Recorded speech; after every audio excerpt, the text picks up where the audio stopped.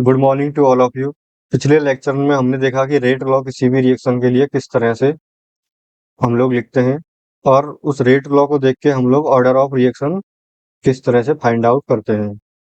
तो rate law और order of reaction के बाद हम लोग आते हैं कि रेट लॉ में एक टर्म होती है स्मॉल के, जो कि रेट कांस्टेंट होती है, और उस रेट कांस्टेंट की जो यूनिट है वो क्या होगी।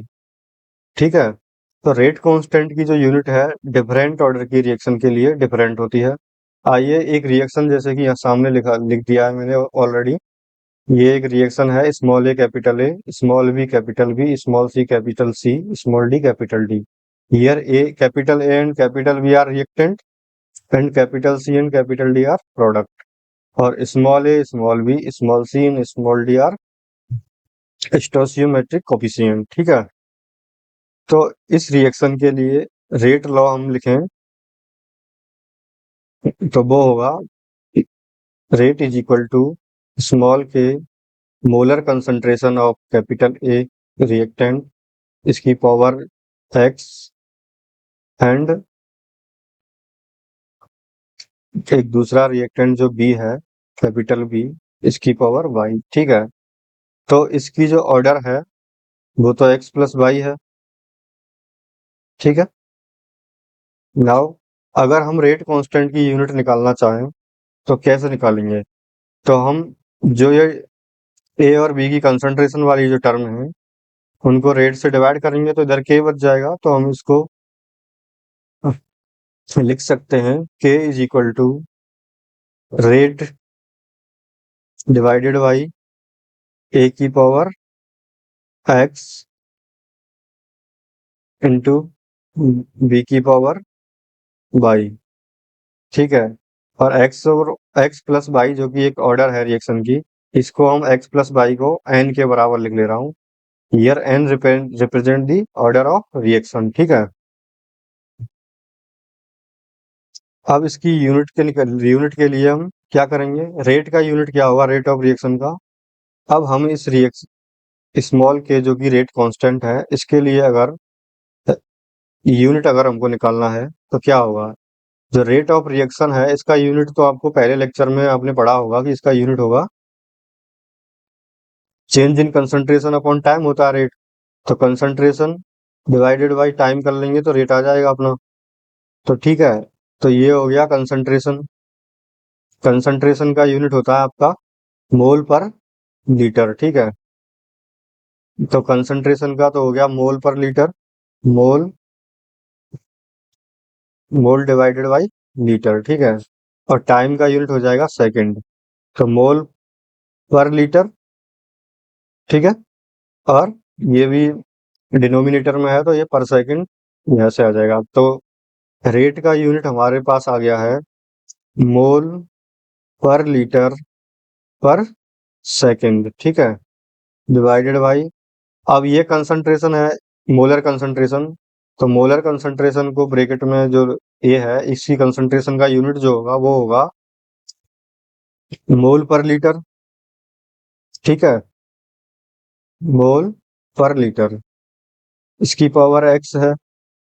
और जो बी है वो भी एक कंसंट्रेशन है, मोलर कंसंट्रेशन, तो इसका भी यूनिट होगा मोल पर लीटर। ठीक है। तो इसकी पावर वाई। अब देख सकते हैं कि ये दोनों यूनिट सेम हैं, तो जब बेस सेम होता है तो पावर को हम लोग ऐड कर सकते हैं। ठीक है। तो हम यहाँ के को आगे फर्दर लिख सकते हैं मोल पर लीटर पर second divided by mole per litre, इसकी पावर एन। एन क्या है, एक्स प्लस वाई, क्योंकि बेस सेम है तो हम लोग पावर को ऐड करके लिख सकते हैं। ठीक है। तो हमने एक्स प्लस वाई को यहाँ पे एन लिख दिया। ठीक है। N represent the order of reaction. ठीक। तो ये हो जाएगा। अब मान लीजिए आपका ऑर्डर ऑफ इफ एन की वैल्यू 0 है, मतलब ऑर्डर ऑफ रिएक्शन 0 है। एन इज इक्वल टू 0 का मतलब है ऑर्डर ऑफ रिएक्शन इज 0। ठीक। तो यूनिट ऑफ के क्या होगा, unit of rate constant will be mole per litre पर second divided by mole per litre, इसकी पावर n होता है। अब यहाँ पे n की वैल्यू जीरो ऑर्डर रिएक्शन के लिए, अगर रिएक्शन का ऑर्डर जीरो है मतलब n is equal to zero है, तो हम लिख देंगे इसकी जगह पे जीरो। ठीक। तो किसी की भी पावर अगर जीरो होती है, कोई भी बेस हो, तो वो हो जाता है वन के बराबर। ठीक है। तो के की यूनिट यहाँ पे आ जाएगी मोल पर लीटर पर सेकेंड। तो हम कह सकते हैं जीरो ऑर्डर रिएक्शन के लिए जो के की यूनिट होती है वो होती है मोल पर लीटर पर सेकेंड, जो कि रेट ऑफ रिएक्शन की यूनिट के सिमिलर है। ठीक है। नाउ अगर n is equal to one है, मतलब ऑर्डर ऑफ रिएक्शन, जो ओवरऑल ऑर्डर ऑफ रिएक्शन है वो वन है, तो रेट कांस्टेंट का यूनिट क्या होगा? रेट कांस्टेंट का यूनिट होगा मोल पर लीटर पर second divided by mole per litre, इस इसको ब्रैकेट में लेके, और n की वैल्यू यहाँ पे हम लिख देंगे पावर में वन। ठीक है। वन का मतलब जो बेस है वही होगा उसका वैल्यू। ठीक है। तो मोल पर लीटर पर second upon mole per litre, तो यही हुआ इसका मतलब। तो मोल पर लीटर से हम लोग मोल पर लीटर को कैंसिल आउट कर देंगे, तो उसका जो यूनिट हमको आएगा वो आएगा पर सेकेंड। तो अगर n का वैल्यू वन है मतलब फर्स्ट ऑर्डर रिएक्शन है वो। अगर किसी भी रिएक्शन का ऑर्डर जीरो है तो उस रिएक्शन को बोलते हैं हम जीरो ऑर्डर रिएक्शन। अगर मान लीजिए और n is equal to one है, मतलब उस रिएक्शन का ओवरऑल ऑर्डर वन है, तो हम उस रिएक्शन को बोलते हैं फर्स्ट ऑर्डर रिएक्शन। ठीक है। तो जीरो ऑर्डर रिएक्शन के लिए रेट कांस्टेंट का यूनिट आ गया है मोल पर लीटर पर सेकंड। फर्स्ट ऑर्डर रिएक्शन के लिए रेट कांस्टेंट का जो यूनिट है वो आ गया है सेकंड इनवर्स। इसी तरह से मान लीजिए अगर ऑर्डर ऑफ रिएक्शन दो है, मतलब वो सेकंड ऑर्डर रिएक्शन है आपका। ऑर्डर ऑफ रिएक्शन अगर किसी के लिए दो है, किसी भी रिएक्शन के लिए, तो उसको हम सेकंड ऑर्डर रिएक्शन बोलेंगे। ठीक है। तो सेकंड ऑर्डर रिएक्शन के लिए अब यूनिट ऑफ रेट कांस्टेंट यहाँ पे होगा मोल पर लीटर पर सेकंड, ये तो न्यूमरेटर में हो गया। और मोल पर लीटर की पावर हम लोग दो लगा देंगे क्योंकि n की वैल्यू यहाँ दो हो जाएगी। ठीक है। तो एक मोल पर लीटर से एक तो कैंसिल आउट हो जाएगा और एक डिनोमिनेटर में बच जाएगा। ठीक है। तो ये हो जाएगा second inverse upon mole per litre, ये बचेगा। तो इसको हम लोग डिनोमिनेटर को न्यूमरेटर में लेके आते हैं, तो ये बचेगा पर मोल लीटर पर सेकंड। तो ये हो जाएगा भाई साहब। तो इन कंक्लूजन आप लिख सकते हैं n is equal to zero है तो, और रेट कांस्टेंट का यूनिट होगा मोल पर लीटर पर सेकंड। ठीक है। और n इज इक्वल टू अगर वन है, मतलब फर्स्ट ऑर्डर रिएक्शन है, तो उसके लिए रेट कांस्टेंट का यूनिट होगा सेकंड इनवर्स। और n is equal to two है, तो उसके लिए होगा यहाँ पे पर मोल लीटर पर सेकंड। ठीक है। तो ये हमने अब तक पढ़ा है। और किसी भी nth ऑर्डर की रिएक्शन के लिए रेट कांस्टेंट इन जनरल आप लिख सकते हैं। रेट कांस्टेंट का यूनिट होगा मोल पर लीटर पर second divided by mole per litre की पावर n। ठीक है। तो ये nth ऑर्डर के लिए हो गया, और ये जीरो फर्स्ट सेकंड ऑर्डर के लिए हमने देख लिया है। तो आपसे कई बार ट्रिकी क्वेश्चन पूछे जाते हैं जिसमें आपको रेट कांस्टेंट दे दिया जाता है, तो उसमें आप उसकी यूनिट को देख के आप लोग बता सकते हो कि वो कौन सी ऑर्डर की रिएक्शन है। ठीक है। मान लीजिए आपको रेट कांस्टेंट दिया 10, रेट कांस्टेंट की वैल्यू है 10 सेकंड इनवर्स, तो इसमें यूनिट हो गई k is equal to 10 second inverse आपने को दिया गया है मान लीजिए। तो इसमें आप यूनिट देख के बता सकते हो कि इसकी ऑर्डर किस ऑर्डर की रिएक्शन के लिए ये है। ठीक है। तो सेकंड इनवर्स जो यूनिट होती है रेट कांस्टेंट की, वो फर्स्ट ऑर्डर के केस में होती है। तो इसका मतलब ये जो वैल्यू दी गई है ये फर्स्ट ऑर्डर की रिएक्शन के कॉरिस्पॉन्डिंग है। ठीक है। तो इस तरह से हम लोग रेट कांस्टेंट की यूनिट निकालते हैं किसी भी रिएक्शन के लिए। अब एक टर्म और होती है किसी भी केमिकल रिएक्शन के लिए, बहुत इंपॉर्टेंट टर्म है मॉलिक्यूलरिटी। ठीक है। तो मॉलिक्यूलरिटी क्या होती है, आइए देखते हैं एक बार।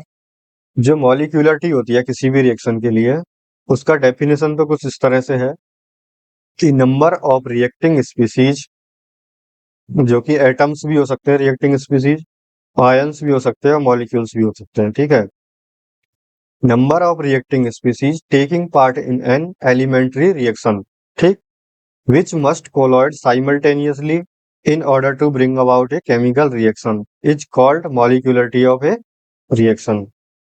तो नंबर ऑफ रिएक्टिंग स्पीसीज जो कि एक साथ कोलॉइड करते हैं कोई केमिकल रिएक्शन के कंप्लीट होने के लिए, तो जो नंबर होती है रिएक्टिंग स्पीसीज की वो मॉलिक्यूलरिटी होती है, ठीक है। तो ये तो डेफिनेशन हो गई और एग्जाम्पल के थ्रू ये क्लियर समझ में आ जाएगा कि ये क्या कहना चाहता है, ठीक है।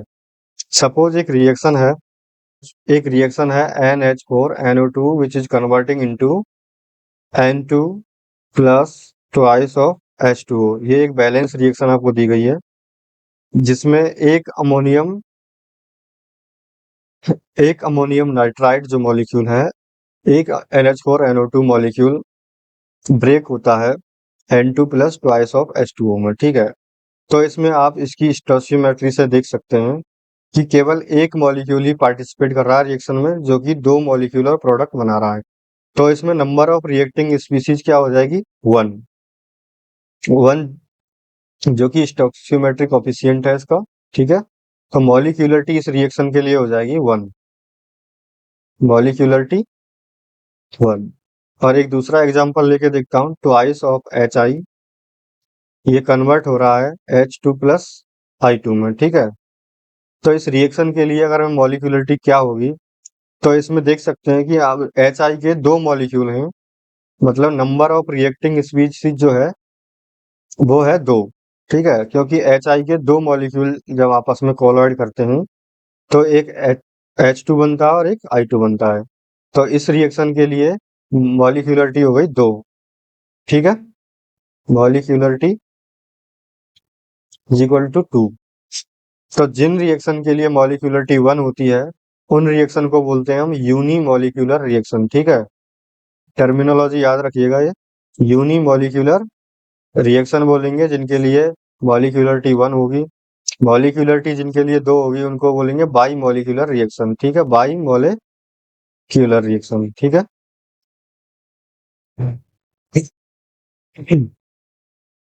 इसी तरह से एक अदर रिएक्शन में ले रहा हूं, twice of NO plus O2 which is converting into twice of NO2। तो इसके लिए मॉलिक्यूलरिटी क्या होगी, ठीक है। तो इसमें दो NO मॉलिक्यूल पार्टिसिपेट कर रहे हैं, ठीक है, दो NO मॉलिक्यूल और एक O2 मॉलिक्यूल, ठीक है, वन O2 मॉलिक्यूल। जब एक दो NO और एक O2 आपस में कोलॉइड करते हैं तो हमको दो NO2 के मॉलिक्यूल यहाँ प्राप्त होते हैं, ठीक है। तो इसके लिए जो मॉलिक्यूलरिटी होगी वो होगी 2+1। तो ये हो गई ट्राई मॉलिक्यूलर रिएक्शन, ठीक है, जिसके लिए मॉलिक्यूलरिटी 3 है। एज ए कंक्लूजन आप कह सकते हैं कि किसी भी केमिकल रिएक्शन के लिए जो मॉलिक्यूलरिटी होती है वो रिएक्टेंट के जो स्टोइचियोमेट्रिक कोफिशिएंट होते हैं उनके सम के बराबर होती है, ठीक है। जैसे कि आपने पिछली फर्स्ट रिएक्शन में देखा, जैसे वन स्टोइचियोमेट्रिक कोफिशिएंट था NH4NO2 का और कोई रिएक्टेंट या था नहीं, तो इसके लिए मॉलिक्यूलरिटी वन हो गई थी। ट्वाइस ऑफ HI में जो ब्रेक होता है H2 और I2 में, तो दो मॉलिक्यूल यहाँ पार्टिसिपेट करते हैं, इसका स्टोइचियोमेट्रिक कोफिशिएंट दो है, तो इसकी स्टोइचियोमेट्रिक कोफिशिएंट के अकॉर्डिंग ही यहाँ मॉलिक्यूलरिटी दो हो गई। इसी तरह से नेक्स्ट एग्जांपल आपने देखा, twice of NO2 plus one O2, ठीक है। तो इसमें रिएक्टेंट के जो स्टोइचियोमेट्रिक कोफिशिएंट है उनका जो सम है वो है 2+1, 2+1 इज इक्वल टू 3। तो इसके लिए मॉलिक्यूलरिटी हो गई 3, ठीक है। तो इसी तरह से मॉलिक्यूलरिटी का कैलकुलेशन किया जाता है। लेकिन ये हम जो भी बात किए हैं अभी तक मॉलिक्यूलरिटी के बारे में कि स्टोइचियोमेट्रिक कोफिशिएंट को आप ऐड कर दीजिए और पता चल जाएगा मॉलिक्यूलरिटी कितना है, ये केवल एलिमेंट्री रिएक्शन जो होती हैं उन्हीं के लिए वैलिड है ये वाला कॉन्सेप्ट, ठीक है। एलिमेंट्री रिएक्शन का मतलब है वो रिएक्शन जो सिंगल स्टेप में पूरी हो जाती हैं। यहाँ पे जो तीनों रिएक्शन जो थी वो सिंगल स्टेप रिएक्शन थी जो कि एक ही स्टेप में हो जा रही हैं। तो उनके लिए जो मॉलिक्यूलरिटी है वो रिएक्टेंट के जो स्टोइचियोमेट्रिक कोफिशिएंट है उनके सम के बराबर है। लेकिन जब प्रैक्टिकली हम देखते हैं आगे चल के कि जब अगर स्टोसियोमेट्रिक कोफिशिएंट का सम मान लीजिए 3 से ज़्यादा है, तो इन प्रैक्टिकल होता यह है कि जब मॉलिक्यूल 3 या 3 से ज़्यादा होते हैं, 3 मॉलिक्यूल भी आपस में अगर कोलॉइड करते हैं साइमल्टेनियसली, तो 3 मॉलिक्यूल आपस में एक साथ कोलॉइड करें रिएक्टेंट के, तो इसकी प्रोबेबिलिटी बहुत कम होती है। और 3 से ज़्यादा मॉलिक्यूल आपस में रिएक्ट करें, इसकी प्रोबेबिलिटी तो बहुत कम होती है, ठीक है? तो इन प्रैक्टिकल मॉलिक्यूलरिटी 3 से ज़्यादा नहीं देखने को मिलती है हमको, ठीक है? तो जो केमिकल रिएक्शन हो रही हैं, जैसे कि कोई एक रिएक्शन में ले एग्जाम्पल के तौर पर देता हूँ आपको, KCl KClO3 plus 6FeSO4 plus thrice of H2SO4, इसमें प्रोडक्ट बन रहा है KCl, ठीक, और 3 molecules of ferrous sulphate, ferric sulphate sorry, ठीक है, Fe2SO4 whole thrice and thrice of H2O, ठीक है। इसमें एक KClO3, 6FeSO4 मतलब फेरस सल्फेट, और थ्राइस ऑफ H2SO4 जब रिएक्ट करते हैं तो बनता है KCl, 3 molecule of Fe2SO4 whole thrice ferric sulphate and 3 molecule of water, ठीक है। तो इस रिएक्शन को देखने से हमको लग रहा है ये बैलेंस रिएक्शन आपको दी गई है, ठीक है। तो इससे तो हम कैलकुलेशन से हम इसका स्टोसियोमेट्रिक कोफिशिएंट 1 है, इसका 6 है, इसका 3 है, तो इसको जोड़ने पे तो आएगा 3, 6 और 1, तो ये तो 10 हो गया। तो अब तक जो हमने पढ़ा है कि स्टोसियोमेट्रिक कोफिशिएंट को हम जोड़ लें और उससे हमको मॉलिक्यूलरिटी मिल जाएगी, तो इसके लिए तो 10 आनी चाहिए। लेकिन प्रैक्टिकली ये होता है कि जो 3 या 3 से ज़्यादा जो मॉलिक्यूल आपस में रिएक्ट कोलॉइड करें साइमल्टेनियसली, तो इसकी प्रोबेबिलिटी बहुत नेग्लिजिबल होती है, ना के बराबर होती है, ठीक है। तो 10 मॉलिक्यूल एक साथ कोलॉइड करें, इसकी प्रोबेबिलिटी तो बहुत ही कम है, ठीक है। तो इन प्रैक्टिकल इस तरह की मॉलिक्यूलरिटी आपको दिखे तो समझ जाइएगा कि ये रिएक्शन सिंगल स्टेप में पूरी नहीं हो रही है, ये कोई एलिमेंट्री स्टेप नहीं है इस रिएक्शन का। एक्चुअली ये रिएक्शन है, ये मल्टी स्टेप रिएक्शन है, जो कि एक से ज्यादा स्टेप में ये रिएक्शन होती है। इन प्रैक्टिकल जब हम एक्सपेरिमेंटली ऑब्जर्व करते हैं तो हम पाते हैं एक्चुअली ये सेकंड ऑर्डर रिएक्शन है, ठीक है। जब एक्सपेरिमेंट से हम पता लगाते हैं कि इसका ऑर्डर, इसके रेस्पेक्ट में ऑर्डर, इसके रेस्पेक्ट में ऑर्डर, तो हम पाते हैं इसके रेट लॉ में, तो इसका सेकंड ऑर्डर रिएक्शन ये हमको मिलती है। मतलब ओवरऑल ऑर्डर जो है इसका n=2 हम पाते हैं रेट लॉ से, ठीक है। तो मॉलिक्यूलरिटी देख मॉलिक्यूलरिटी जो वर्ड है हम लोग एलिमेंट्री रिएक्शन के लिए ही, हमारे लिए प्रैक्टिकली सही है यूज करना, ठीक है। जो मल्टी स्टेप रिएक्शन होती हैं, इनके लिए हम मॉलिक्यूलरिटी शब्द हमारे लिए कोई मीनिंग नहीं रखता है, ठीक है। ये तो मॉलिक्यूलरिटी की बात हो गई यहाँ पे कि अगर कोई एलिमेंट्री रिएक्शन दी गई है, कंक्लूजन यहाँ में लिख दे रहा हूँ मॉलिक्यूलरिटी वाले कॉन्सेप्ट का, ठीक है।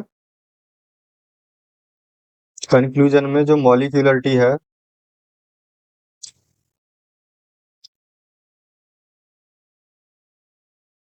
एलिमेंट्री रिएक्शन होती है एक तो, ठीक है, और एक होती है मल्टी स्टेप रिएक्शन, ठीक है, जिनको हम कॉम्प्लेक्स रिएक्शन भी कह सकते हैं।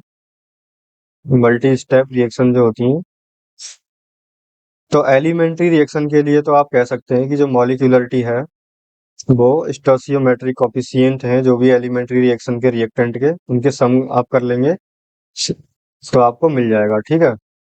लेकिन जब मल्टी स्टेप में रिएक्शन हो रही है तो उसके लिए मॉलिक्यूलरिटी कैलकुलेट करने का कोई मतलब नहीं बनता है, क्योंकि वो रिएक्शन बहुत सारे स्टेप में हो रही है, तो उसके लिए मॉलिक्यूलरिटी शब्द का कोई मीनिंग नहीं है, ठीक है।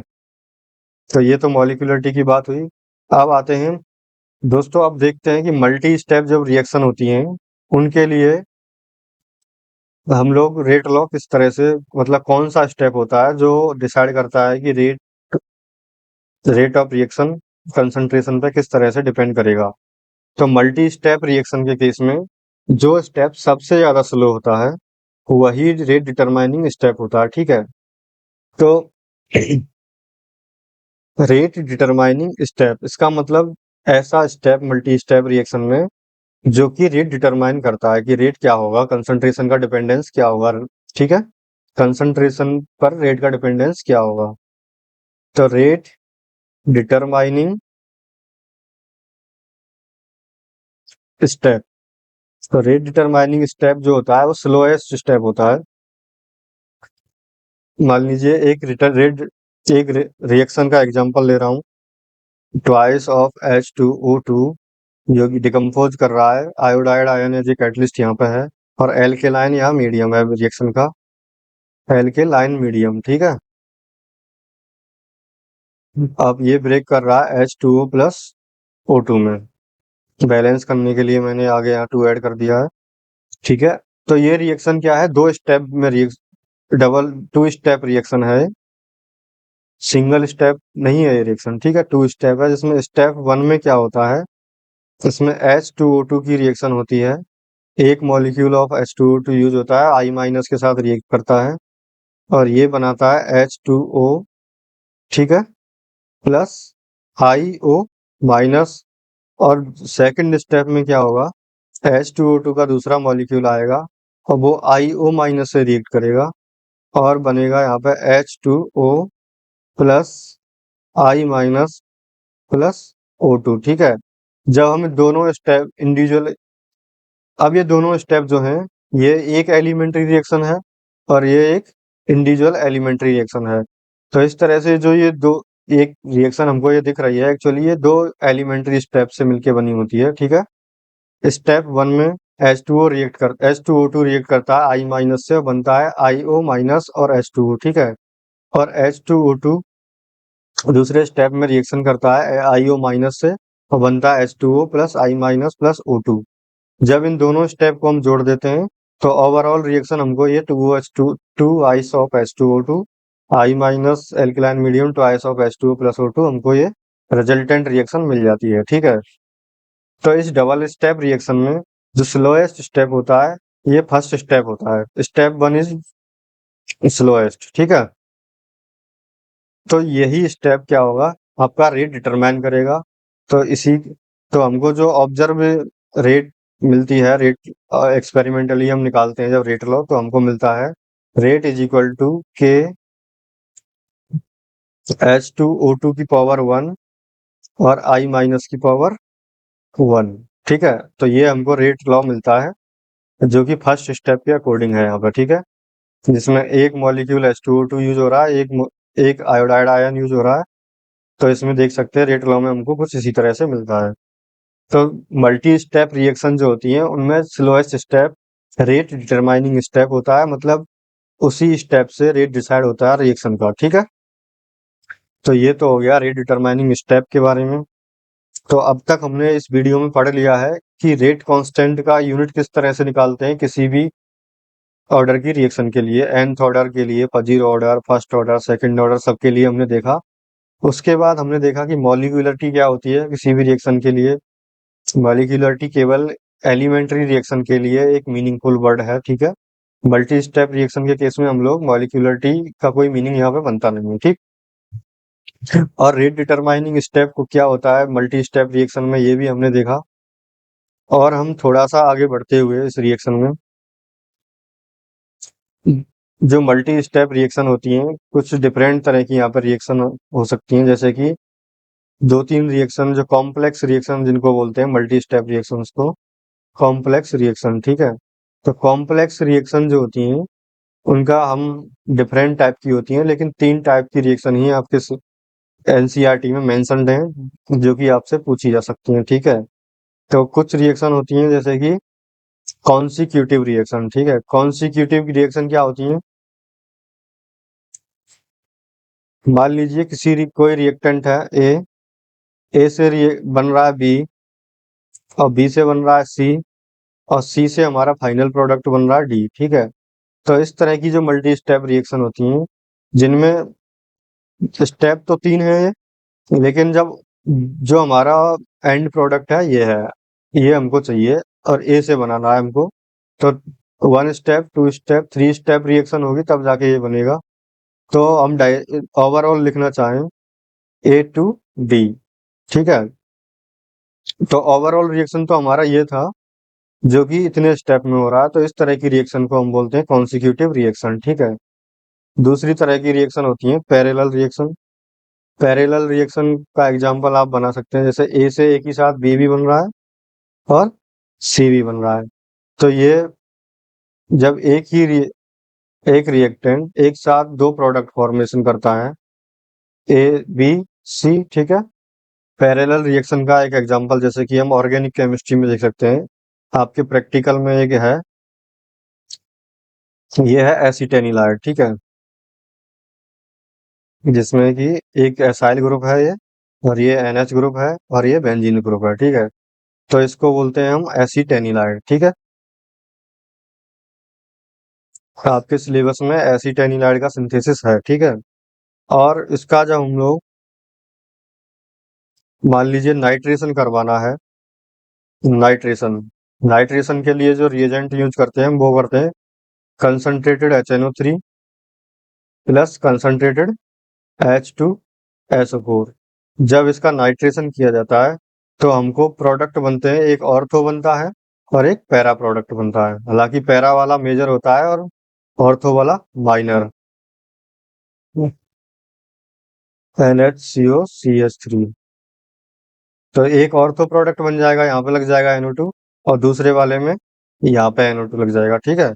तो इस तरह से जो ऑर्थो और पैरा प्रोडक्ट बनते हैं, तो वो एक पैरेलल रिएक्शन का एग्जांपल है, जिसमें ऑर्थो वाले का प्रोडक्शन और पैरा वाले प्रोडक्ट का प्रोडक्शन भी साथ साथ चल रहा है, ठीक है। हालांकि एक मेजर है एक माइनर है, इसका मतलब उनके रेट कांस्टेंट में अंतर है, एक का रेट कांस्टेंट ज्यादा है और दूसरी रिएक्शन के लिए रेट कांस्टेंट कम है, ठीक है। और कुछ रिएक्शन होती है रिवर्सिबल रिएक्शन, ठीक है, जिसमें मान लीजिए एक रिवर्सिबल रिएक्शन जिसमें ए से बी बन रहा है, ठीक है, और बी से वापस ए भी बन रहा है, ठीक है। हालांकि इनके रेट कांस्टेंट में अंतर हो सकता है, जैसे कि इसमें अगर लंबा मैं साइन लगा रहा हूँ, इसमें ये एरो लॉन्ग है, इसका मतलब उसके लिए रेट कांस्टेंट मैंने ज्यादा शो किया है K1, और K2 का एरो छोटा है, मतलब इसके लिए जो रेट कांस्टेंट है उसकी वैल्यू K1 से कम है, ठीक है। Here K2 is less than K1, ठीक है। तो इस तरह की जो रिवर्सिबल रिएक्शन होती हैं वो भी एक मल्टी स्टेप रिएक्शन हो गई, कॉम्प्लेक्स रिएक्शन है ये, ठीक। तो आज के वीडियो के लिए हम लोग इतना ही पढ़ेंगे, जिसमें हमने रे, रेट कांस्टेंट का जो यूनिट होता है उसके बारे में पढ़ लिया है। उसके बाद मॉलिक्यूलरिटी का कॉन्सेप्ट देख लिया है। उसके बाद हमने मल्टी स्टेप रिएक्शन के लिए रेट डिटरमाइनिंग स्टेप क्या होता है, RDS जिसको हम शॉर्ट में कह सकते हैं, ये देख लिया है। उसके बाद कॉम्प्लेक्स रिएक्शन के 3 टाइप हमने देखे, जिसमें parallel reaction, consecutive reaction, reversible reaction के बारे में हमने देखा, ठीक है।